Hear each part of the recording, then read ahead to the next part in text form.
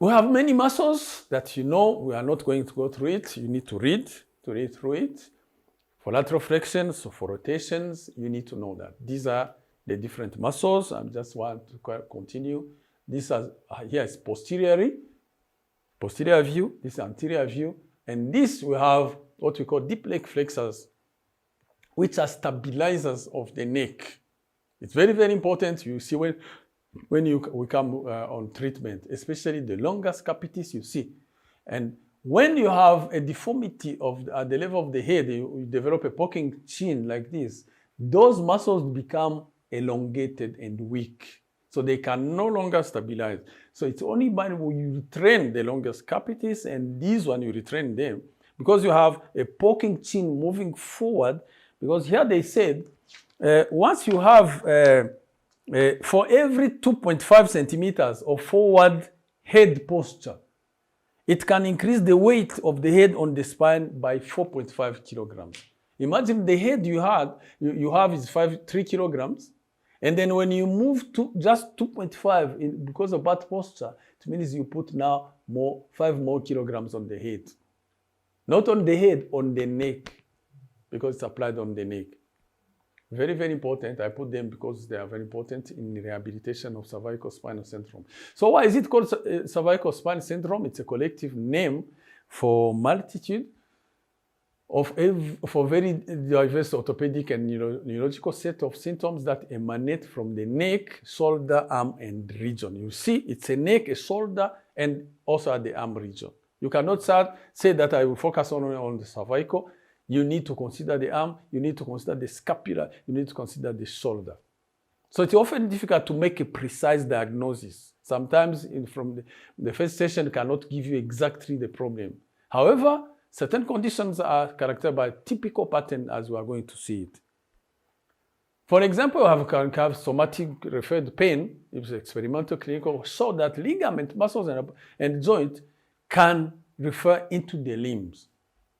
You see? So in cervical, for example, the referral pain can be in the head. Remember when I spoke about the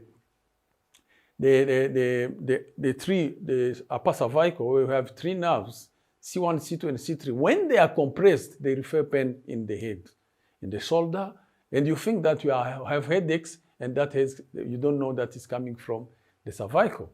The quality of pain is deep. Pain in the head, for example, when it's C1 and C2, pain in the limb from C4 and T1 because it goes with the brachial plexus, and then the shoulder, C1 to C8. That's somatic. You can also have radicular when the nerve is compressed. Any nerve can be compressed, but mostly between where you can have a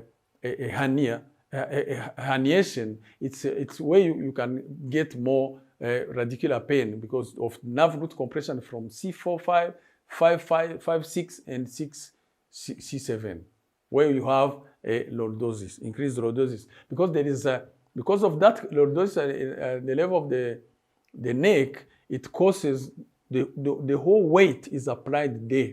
You can also have combined. You can have now different conditions, visceral pain also. Sometimes the diaphragm can refer pain to the tip of the shoulder. It's not all the time that a patient comes to see you for a shoulder pain that you think that's coming from the shoulder. It can also come from the diaphragm. The heart also can refer pain to the left heart, to the left arm. But there are other, to confirm that, you need also to have other symptoms. It's not only that. So you can have disc prolapse, as I said. You can have a herniated disc. When the disc is herniated, now it compresses on the nerve. As you can see, the red one, it's compressed, the nerve is inflamed. The nerve is inflamed, the spinal nerve, when it exits there, it becomes inflamed. So as a physio, you need to know, especially if it is unilateral, it means it's one side. You need to use the techniques to dislodge, because it is entrapped. You need to use techniques to get this nerve released, the pressure relieved.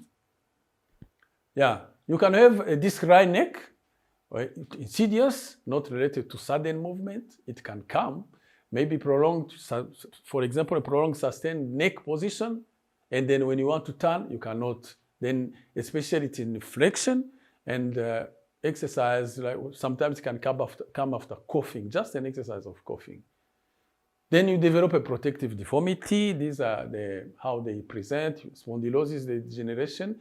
Remember, I said it's between mostly C5 and C7, but that's why you have more weight and more stress on the vertebra. You can have this condition as the spondylosis is very common to old people, but now we start to see young people because of the use of technology, computers, so you see the TMJ pain, so temporomandibular joint, also vertigo, which is due to the vertebral artery I showed you that can be compromised. When it cannot conduct the blood to the brain, when the brain doesn't have enough blood, then you can have the vertebral artery insufficiency, which we are going to see the different symptoms and how we can assess it. Acute locked disc, when it is locked between 15 and 30, especially in young people, it presents like that. Usually there is no neurological signs when it is acute. When it is locked, you just need to know the techniques to unlock it. Sometimes manipulations. You can have rheumatoid arthritis disorder. It's a disorder due to collagen tissues, but it can affect also, especially C1, because of the pressure of the head on it. Stabilization ergonomics can be used to correct traumatic conditions, can cause sprain and stress.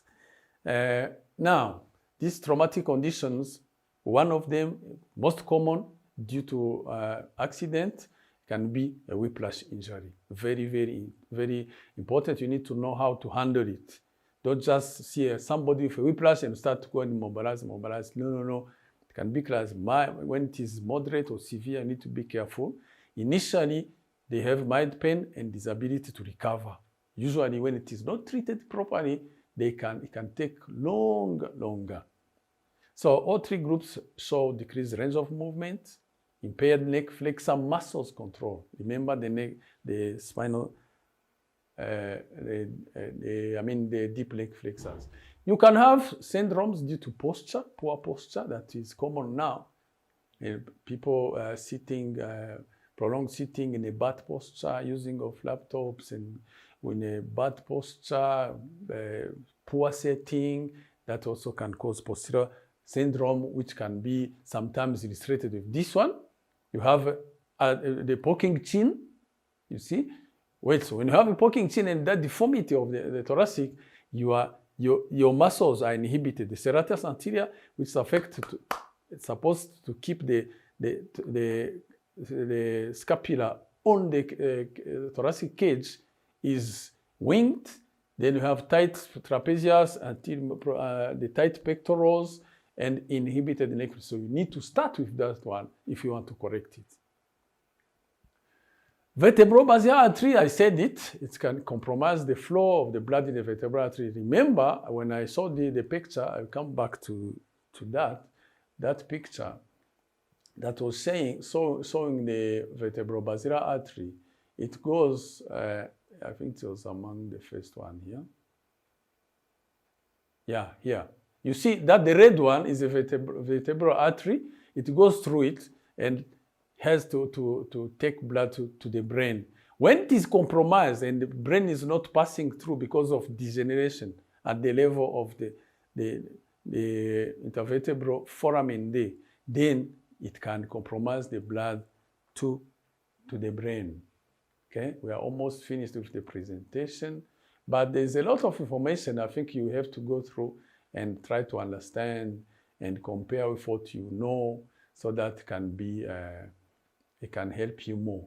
So postural syndrome, I said it, but vertebrobasilar artery has symptoms like dizziness, diplopia. If you need to check if at least 4 of them are included, you need to conduct a test that I will show you now. So the test for vertebrobasilar insufficiency. But we have also cervicogenic headaches. People suffer this kind of headaches. They end up by going to NERA or to see many doctors, and yet something that can be corrected by physios. Why? Because C1, the nerve C1 to C3, they ramify. These nerves, they ramify with the cranial nerve number 5, which provide the sensation to the face and the head.